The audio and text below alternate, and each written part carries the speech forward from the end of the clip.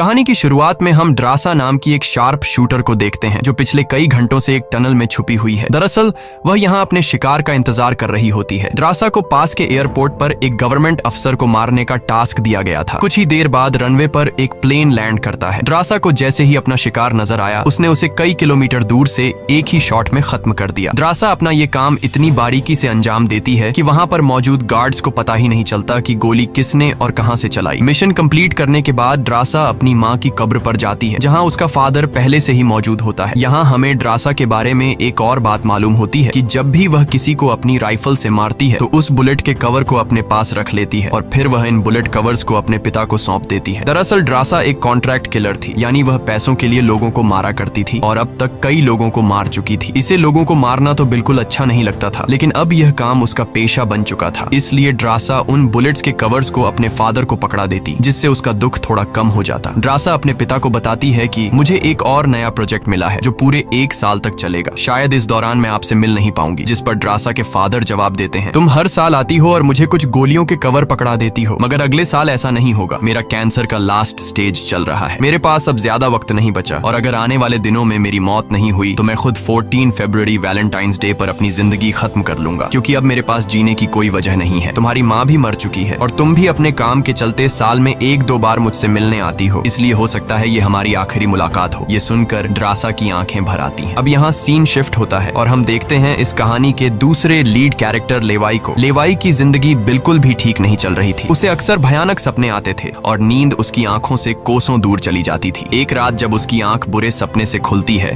तो लेवाई अपने घर से बाहर निकलकर समुद्र के किनारे पर आता है। यहाँ उसे थोड़ा बेहतर महसूस होता है और वह अपनी डायरी में कुछ लिखने लगता है। तभी लेवाई को अचानक उसके फोन पर एक मैसेज आता है। उस मैसेज में उसे एक एड्रेस दिया गया होता है जहाँ उसे जल्द से जल्द पहुंचने का कहा गया होता है। लेवाई बिना वक्त गंवाए एक मिलिट्री बेस पर पहुंचता है और वहां उसकी मुलाकात होती है एक लेडी ऑफिसर से जिसका नाम बार्तो है। बातचीत के दौरान हमें पता चलता है कि लेवाई कोई आम इंसान नहीं बल्कि एक आर्मी ऑफिसर था, लेकिन अब वह रिटायर हो चुका है और सिर्फ इतना ही नहीं, वह एक डेडली स्नाइपर भी रह चुका है। वह अब तक 200 से भी ज्यादा लोगों को स्नाइपिंग से मार चुका है। बार्तो लेवाई से कहती है, मैं तुम्हें एक मिशन पर भेजना चाहती हूँ क्योंकि तुम एक बहुत ही अच्छे स्नाइपर हो और ये सिर्फ तुम ही कर सकते हो। लेकिन मिशन पर भेजने से पहले बार्तो लेवाई से एक बहुत ही जरूरी सवाल पूछती है, अगर तुम इस मिशन पर गए तो क्या तुम्हें याद करने वाला पीछे कोई है? ये बात सुनकर लेवाई को कुछ अजीब लगने लगता है, लेकिन फिर वह जवाब देता है, नहीं, मेरा इस दुनिया में अब कोई भी अपना नहीं है। ये सुनकर वो लेडी लेवाई से कहती है, तुम तैयारी कर लो, कुछ घंटे बाद तुम्हें उस मिशन पर भेजा जाएगा और वहाँ तुम्हें 1 साल के लिए रहना है। इसके बाद लेवाई को बेहोश कर दिया जाता है और जब उसकी आंख खुलती है तो वह अपने आप को एक एरोप्लेन में पाता है। लेवाई कुछ समझ नहीं पाता कि आखिर उसे कहाँ ले जाया जा रहा है और उसे किस तरह का मिशन सौंपा गया है। इसलिए लेवाई वहाँ पर मौजूद एक सोल्जर से पूछता है, मुझे कहाँ ले जाया जा रहा है? लेकिन वह सोल्जर लेवाई की इस बात का कोई जवाब नहीं देता, बस इतना कहता है, अपना आईडी और वॉच हमें दे दो, ये सब तुम्हें तब वापस मिलेगा जब तुम्हारा मिशन पूरा हो जाएगा। थोड़ी देर बाद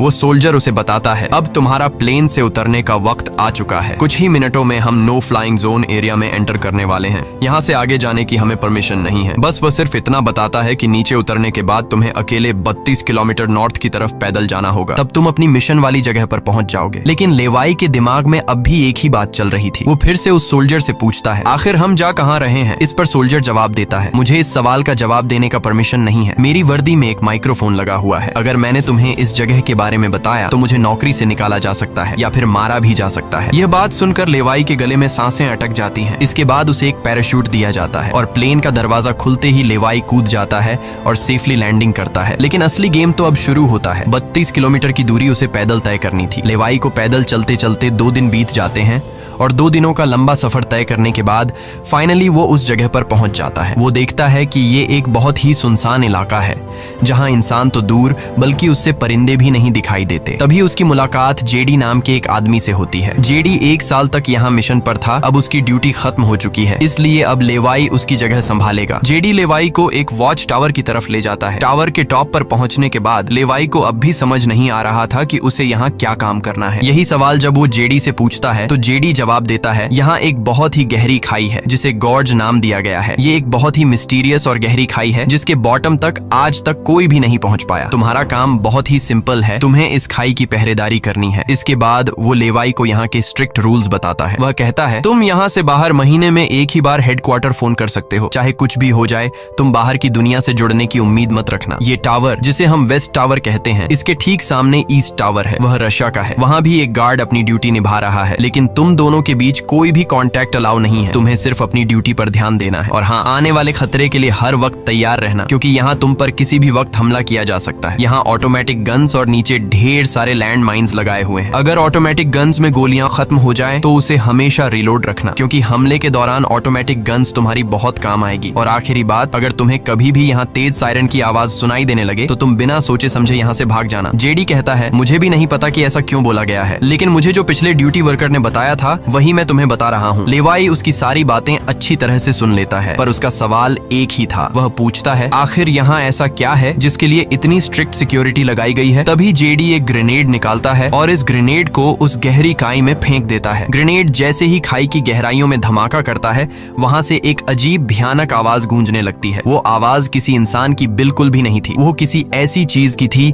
जो अंधेरे में छुपी थी। जेडी लेवाई की तरफ देखता है और कहता है, ये आवाज जो तुम सुन रहे हो, ये उन क्रीचर्स की है जिन्हें हम होलोमैन कहते हैं। ये क्रीचर्स इस घड़े के अंदर रहते हैं और तुम्हारी यहाँ पर ड्यूटी ये है कि इस घड़े के अंदर से किसी भी क्रीचर को बाहर निकलने नहीं देना है। कहा जाता है कि 1940 में यूएस आर्मी के 2400 आर्मी सोल्जर्स को इस गड्ढे के अंदर भेजा गया था, ताकि यह सोल्जर्स उस गड्ढे के अंदर मौजूद सभी क्रीचर्स को खत्म कर सकें। लेकिन आज तक उनमें से एक भी जिंदा सोल्जर वापस लौट कर नहीं आया। और अब जेडी लेवाई को पूरी इंफॉर्मेशन, हर एक चीज का बताकर घर वापस जाने की तैयारी करने लगा, क्योंकि उसने यहाँ 1 साल की ड्यूटी पूरी कर दी। अब लेवाई को यहाँ 1 साल तक ड्यूटी देनी थी। जेडी लेवाई को अलविदा कहकर यहाँ से निकल पड़ता है। वह बहुत खुश था क्योंकि 1 साल बाद वह घर जाने वाला था, लेकिन उसे पता नहीं था कि आगे उसके साथ कुछ ऐसा होने वाला है जिसके बारे में सोचने से भी डर लगता है। लोकेशन पर पहुंचने के बाद जेडी जैसे ही स्मोक करता है, तब एक हेलीकॉप्टर उसे लेने के लिए आता है। वह हेलीकॉप्टर उसके लिए रस्सी नीचे फेंकता है और जेडी इस रस्सी के जरिए ऊपर हेलीकॉप्टर में चढ़ने लगता है। हेलीकॉप्टर में बैठा एक सोल्जर पहले जेडी की आइडेंटिटी कंफर्म करता है। जेडी जब उसे अपनी पूरी इंफॉर्मेशन देता है तो हेलीकॉप्टर में बैठा वो सोल्जर पहले जेडी को शूट करता है और उसके बाद उसकी रस्सी काट कर उसे नीचे गिरा देता है। अब यहाँ एक बात तो साफ हो चुकी थी कि जो इस जगह आता है वो यहाँ से कभी लौट नहीं पाता। इसके बाद हमें अगले दिन का सीन दिखाया जाता है। लेवाई अपने काम को निभाने लगता है। सबसे पहले वो यहाँ की कुछ रिपोर्ट्स चेक करता है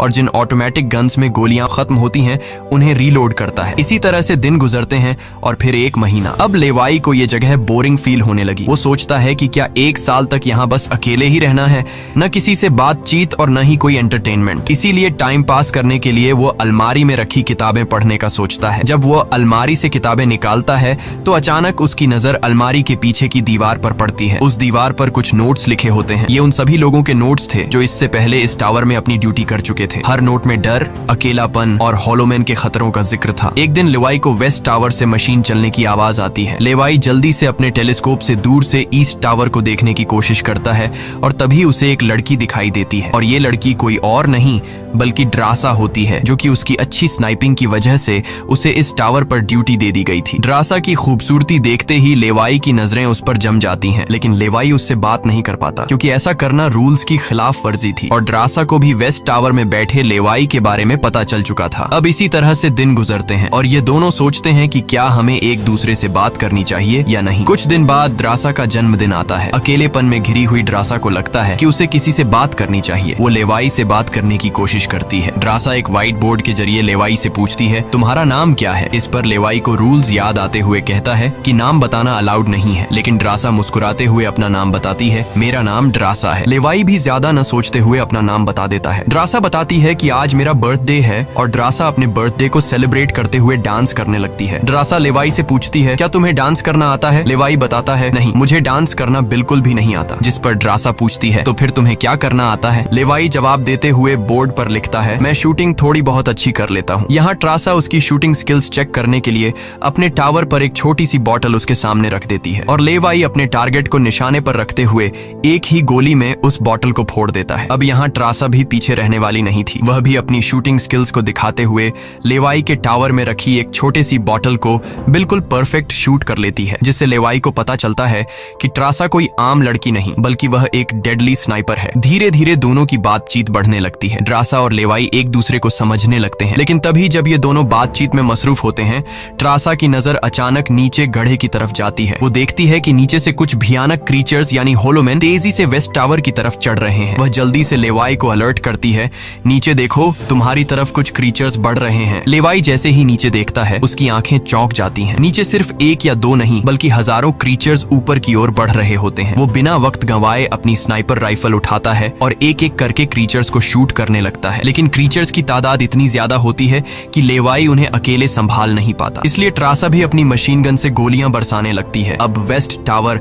यानी ट्रासा की तरफ भी क्रीचर्स बढ़ने लगे। ये दोनों अपनी अपनी साइड से इन क्रीचर्स को मारने लगते हैं, लेकिन तभी लेवाई देखता है कि एक क्रीचर ऊपर ट्रासा के टावर तक पहुंच चुका है और वह क्रीचर जैसे ही ट्रासा पर हमला करने वाला होता है तो लेवाई ईस्ट टावर से अपनी जबरदस्त स्नाइपिंग स्किल्स का इस्तेमाल करते हुए उस क्रीचर को मार गिराता है। अब लेवाई और ट्रासा दोनों को एहसास हो जाता है कि इस खतरनाक जगह में अगर जिंदा रहना है तो उन्हें मिलकर लड़ना होगा। सब कुछ संभालने के बाद ट्रासा बताती है, ये मेरी लाइफ का सबसे बेस्ट बर्थडे था। अगली सुबह लेवाई नीचे लगी लैंड माइंस को ठीक करता है और ऑटोमेटिक गन को रीलोड करता है। तभी अचानक खाई के अंदर से एक ड्रोन निकलता है। वो ड्रोन कुछ सेकंड्स तक लेवाई की तरफ देखता है। ड्रोन अजीब तरीके से स्कैन करता है। ये देखकर लेवाई हैरान रह जाता है और उसे कुछ समझ नहीं आता कि ये ड्रोन क्यों और किसके लिए भेजा गया था। इस तरह से दिन गुजरते हैं और फिर महीने। इन दोनों की आपस में दोस्ती होने के बाद अब उनके दिन अच्छे गुजर रहे थे और अब उन्हें अकेलापन बिल्कुल भी महसूस नहीं होता था। पर एक दिन ट्रासा बहुत ज्यादा सैड होती है क्योंकि आज 14 फेब था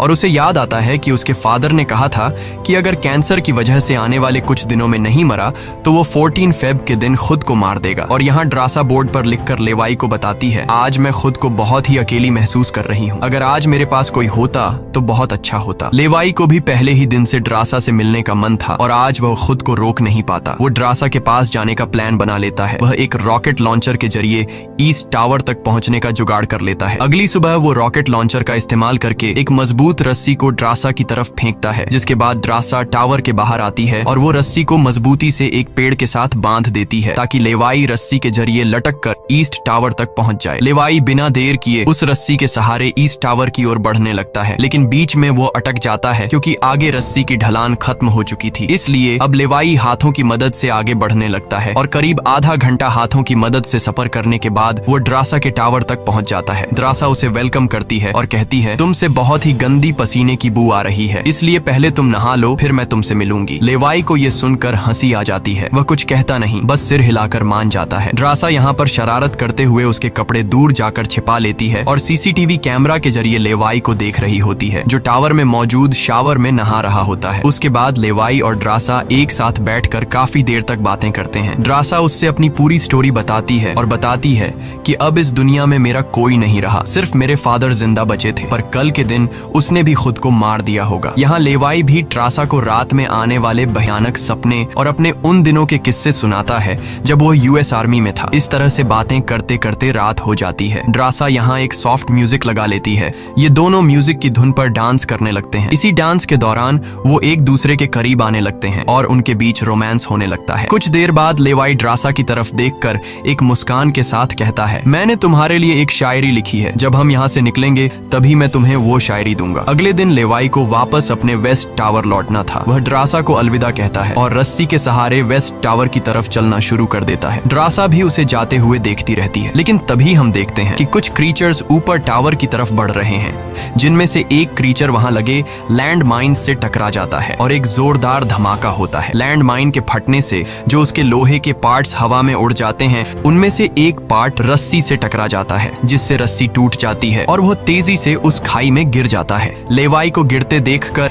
ट्रासा बिना सोचे समझे अपना पैराशूट उठाकर वह भी उस खाई में कूद जाती है। खाई की गहराई में गिरने के बाद द्रासा पानी की तेज बहाव वाली नदी में बहने लगती है। वह किसी तरह करके नदी से बाहर निकलकर किनारे तक पहुंच जाती है। दूसरी तरफ लेवाई की किस्मत अच्छी होती है कि वो एक बड़े से पेड़ पर गिरकर लटक चुका था। इतनी ऊंचाई से गिरने के बाद उसे चोटें तो काफी सारी आ जाती हैं, पर उसकी जान बच जाती है। जैसे ही उसकी आंखें खुलती हैं, वो देखता है कि एक बड़ा कीड़ा उस पर हमला करने के लिए बढ़ रहा है। वो खुद को बचाने की कोशिश करता है, पर तभी पेड़ की लकड़ी टूट जाती है और लेवाई नीचे पेड़ की जड़ों पर गिर जाता है। नीचे गिरते ही पेड़ की जड़ों ने उसे अपनी गिरफ्त में लेने लगती है और लेवाई को जकड़ लेती है। उससे पहले कि ये जड़ें लेवाई को मार देती, वहाँ ट्रासा पहुंच जाती है। वो जल्दी से चाकू निकालकर इन जड़ों को काटने लग जाती है, जिससे लेवाई आजाद हो जाता है। इसके बाद लेवाई और ट्रासा चारों ओर देखने लगते हैं। हर तरफ सन्नाटा और डर का माहौल छाया होता है। तभी अचानक पेड़ों की आड़ से कुछ क्रीचर्स निकलकर उन पर हमला कर देते हैं। यहाँ उनके बीच एक बड़ी फाइट होने लगती है। लेवाई अपनी बंदूक संभालता है और पहली गोली सीधे एक क्रीचर के सर में मारता है। एक के बाद एक दोनों ने मिलकर दोनों क्रीचर्स को खत्म कर दिया। यहाँ लेवाई की नजर क्रीचर की डेड बॉडी पर पड़ती है। वह देखता है कि क्रीचर ने वही आर्मी वर्दी पहन रखी थी जो किसी जमाने में अमेरिकन सोल्जर्स की होती थी। ये देखकर लेवाई के रोंगटे खड़े हो जाते हैं। तभी उसे जेडी की वो बातें याद आती हैं जब उन्होंने बताया था कि 1940 में 2400 सोल्जर्स के एक बड़े ग्रुप को इस खाई में भेजा गया था और वो सैनिक कभी वापस नहीं लौटे थे। उसके बाद लेवाई और ट्रासा एक अजीब भयानक सी जगह पर पहुंच जाते हैं। यहाँ का मंजर किसी बुरे सपने जैसा था। हर तरफ इंसानों के सड़े गले शरीर पड़े थे और सबसे अजीब बात यह थी कि इन शरीरों के अंदर से पेड़ पौधे उग आए थे। ऐसा लग रहा था जैसे कोई जानलेवा वायरस ने इस जगह को अपनी गिरफ्त में ले लिया हो। तभी अचानक पेड़ों के बीच से कुछ हलचल होती है। लेवाई और ट्रासा समझ जाते हैं कि क्रीचर्स एक बार फिर उनका पीछा कर रहे हैं। डर के मारे यह दोनों तेजी से भागने लगते हैं और एक टूटी फूटी चर्च में घुस जाते हैं। दरवाजा बंद करने के बाद सामने उन्हें एक अजीब सा नजारा दिखता है। हर तरफ इंसानों की लाशें पड़ी हुई थीं। उनकी हालत देखकर ऐसा लग रहा था जैसे उन्होंने खुद अपनी जान ले ली हो ताकि इस वायरस से बच सकें। अचानक एक बड़ी मकड़ी ट्रासा के ऊपर कूद पड़ती है और ढेर सारी और भी मकड़ियां निकल आती हैं। ये मकड़ियां साइज में काफी बड़ी होती हैं। जैसे ही स्पाइडर उन पर हमला करता है, लेवाई और ट्रासा मिलकर उसे खत्म कर देते हैं। दूसरी तरफ चर्च का दरवाजा वो क्रीचर तोड़कर अंदर आ जाते हैं। लेवाई और ट्रासा अपनी जान बचाने के लिए उन पर फायरिंग शुरू कर देते हैं और जैसे तैसे करके उनसे अपनी जान छुड़ाकर चर्च से बाहर निकल आते हैं। तभी लेवाई की नजर सामने पहाड़ में बनी एक पुरानी सुरंग पर पड़ती है। वह दोनों फौरन उस सुरंग के अंदर घुस जाते हैं। अंदर जाकर उन्हें पता लगता है कि असल में यह एक पुरानी लैब है। यहाँ हर जगह टूटी फूटी कांच, मशीन्स और पुराने जंग लगे हुए कंटेनर्स पड़े थे। यहाँ लेवाई को एक पुराना डीवीडी कैसेट मिलता है। लेवाई डीवीडी को प्ले करता है और स्क्रीन पर एक लड़की नजर आती है। वह लड़की कहती है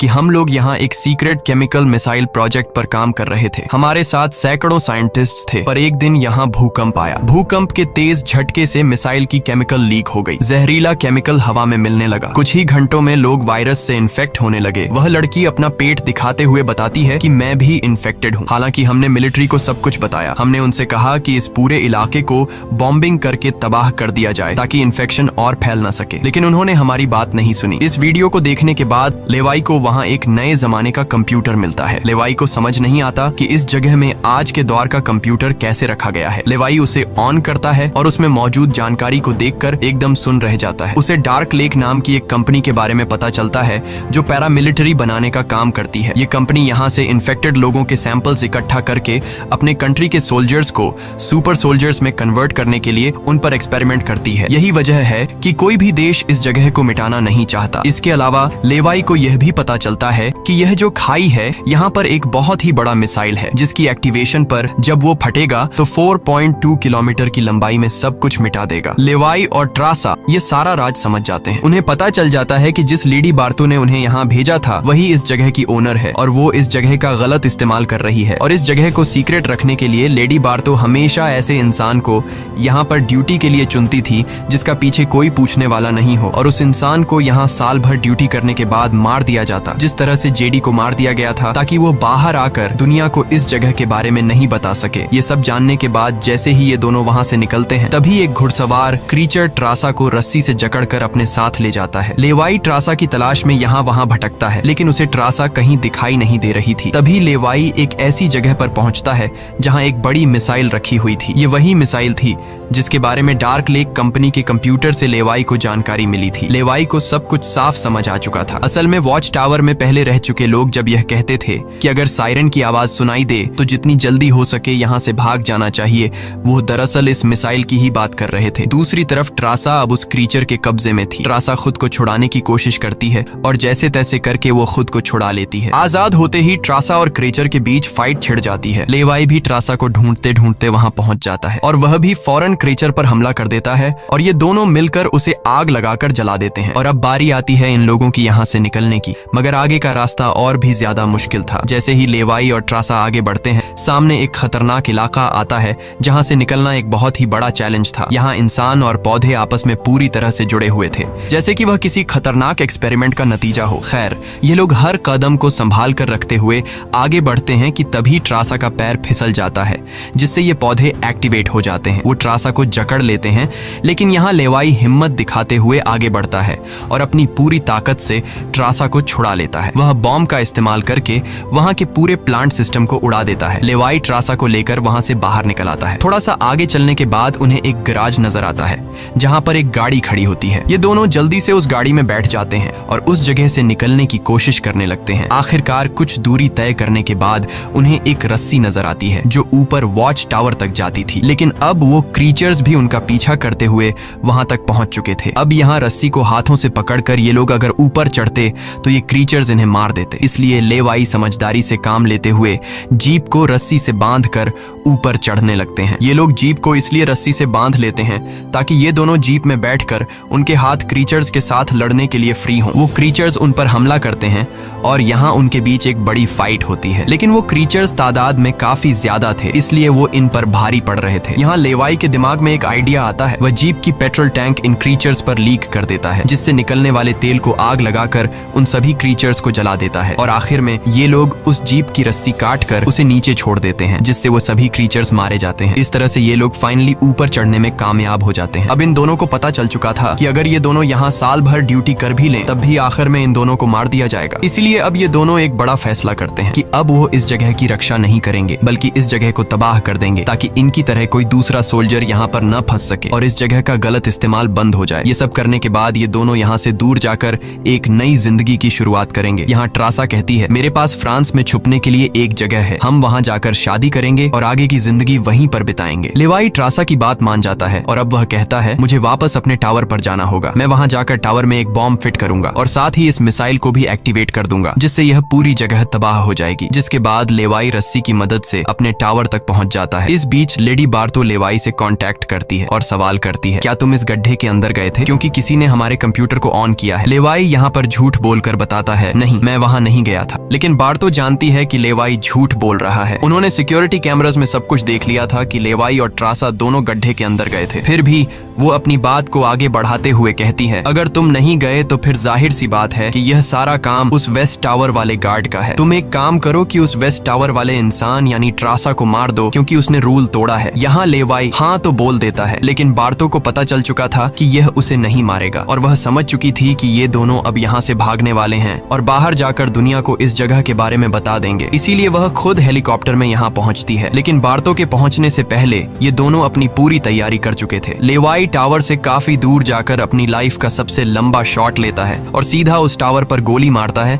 जो सीधा नीचे मिसाइल से कनेक्ट था, जिससे एक तेज सायरन बजने लगता है। अब उनके पास टाइम कम था। ये दोनों तेजी से भागने लगते हैं क्योंकि जब मिसाइल फटेगी तो वह 4.2 किलोमीटर के एरिया को तबाह कर देगी। लेवाई और ट्रासा दोनों पूरी ताकत से जंगल की ओर भागने लगते हैं। ट्रासा अपनी जान बचाते हुए उस जगह से काफी दूर निकल जाती है, लेकिन लेवाई के पैर में चोट आई थी जिससे वह तेज नहीं भाग सकता था। दूसरी तरफ बार्तो को भी यह समझ आ चुका था कि जल्द ही मिसाइल ब्लास्ट होने वाला है। ठीक इसी वक्त मिसाइल एक्टिवेट हो जाती है और एक बहुत ही बड़ा धमाका होता है जिससे पूरी खाई तबाह होने लगती है। ये ब्लास्ट इतना भयानक था कि उसके लपटने और झटके दूर तक फैल गए, जिसमें बार्तो का हेलीकॉप्टर भी उस धमाके की चपेट में आ जाता है और वह वहीं मारी जाती है। ट्रासा ने तो 4.2 किलोमीटर का फासला तय कर लिया था, लेकिन लेवाई उस धमाके की लपेट में आ जाता है और धमाका धमाके से आने वाली तेज हवा उसे पानी में गिरा देती है। दूसरी तरफ खाई में सभी क्रीचर्स मारे जाते हैं। अब सिर्फ ट्रासा उस धमाके में जिंदा बच गई थी और वह एक ऊंची जगह पर खड़ी होकर